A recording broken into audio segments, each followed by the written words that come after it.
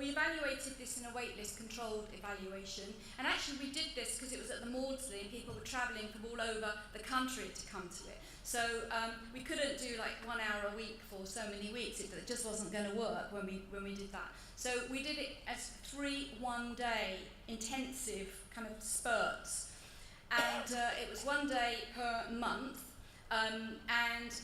We controlled it. Most were on medication, and we selected various modules, and we had qualitative feedback. And what we found was, at follow-up, we had a large and significant effect for knowledge about ADHD, a medium effect for raising self-esteem, and a large effect for self-efficacy. That's really what we want. We want people to improve in their belief in themselves, that they can do things, and what they try, things will work out in the future. So finally, the R&R2, which is a revised edition of an internationally accredited program that's existed for many years, and I revised it to make it suitable for youths and adults with ADHD and antisocial behaviour. It's got a very strong evidence base, the original programme for working with offenders, that this programme has been developed for not offenders but just for people with antisocial behaviour. It's 15 sessions and also has a coaching session, a PAL coaching session, not with parents this time but with perhaps a mental health practitioner or someone who's involved in the person's care, and there's a 3-session booster. This programme is currently being run outside of the UK, in Iceland, Sweden, Denmark, Japan, North America and Singapore. I think this is probably the most influential programme across the world currently, and it's also in Sweden and Denmark. It's part of huge countrywide national research.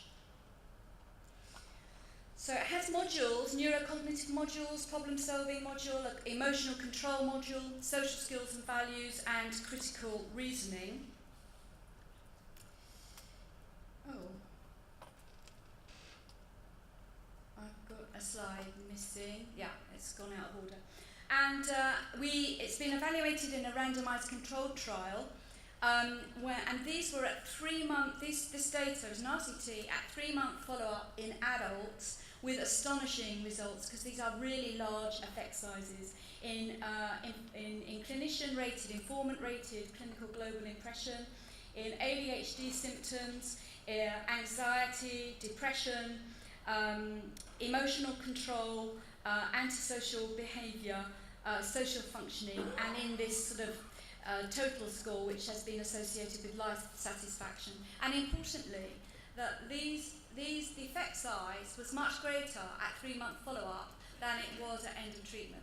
And what that suggests is that people are continuing to use these skills, apply these skills, and they continue to improve. So information about this is on the website, but also on the web. I sort of came out last year with a website because I had a lot of resources, a lot of materials, and I decided to start putting it on where you can all access things for free. It's on the Psychology Services website, and here, for example, there's a whole booklet about ADHD in adolescence. You can view it you can download it, and you can also there's a CPD certificate. It was awarded CPD points, and there's measures and advice and all sorts of things that's on there. So people sometimes ask me, what next? Because I can't bear not to have a project. And what next is actually what's going on this website.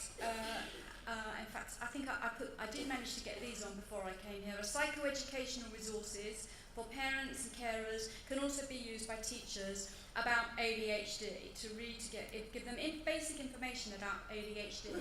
Gives them behavioural management strategies, and also a whole one about sleep strategies. It's called And So to Bed. So it will help parents who have problems with children who are not sleeping, which of course means that parents don't sleep either. Secondly, there's another psychoeducational resource that we've developed for children, So I Have ADHD, which children can access and can read about it themselves. Regarding the ACE, I'd like to develop that into an app, and people think it would be great if that app also produced a report. that would be quite exciting. Any offers? That costs money, so if anybody is interested in or can work or suggest anything with that would be great. Finally, I'm working at the moment on the ACE Plus, which I hope will be published in 2016, which is taking the ACE and moving it forward into adulthood. So starting in childhood and working in adulthood, and including, of course, again, the differential diagnosis and coexisting conditions, the prompts for that. Rapid, I'm hoping with Wiley, I think we're discussing that at the moment, and they're very interested in it, which is going to be developed as a child and parenting group manualised programme for children with emotional and behavioural problems. Again, 2016, I think that will be out there. And then for me, I think the big thing next for my focus is going to be occupational interventions, because I see far too many children ending up in the criminal justice system. And what I think is that we really need is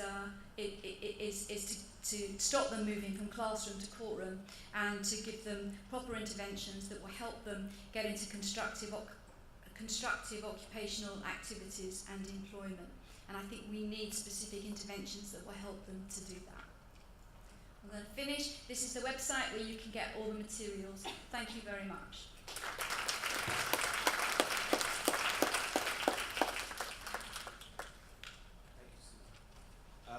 We'll have time for one question because we are running slightly behind schedule.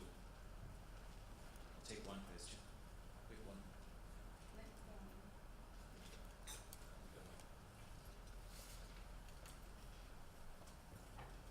Sounds like you've got that the RAPID programme could be compared to the Webster Stratton Dinosaur programme, which is used in some schools. Have you done any comparisons between the results that Carolyn Webster Stratton has achieved with Dinosaur and your own RAPID programme? The Dinosaur? Yeah. I think I haven't compared it to that, to be honest. RAPID's been around for quite a long time, but I haven't marketed it. It's, I'm a clinician, not a business person, and that's why I want to get it out there. But I don't think it matters if there's more than one programme, because people want choice. People want to do what that people have preferences, and I think that's fine.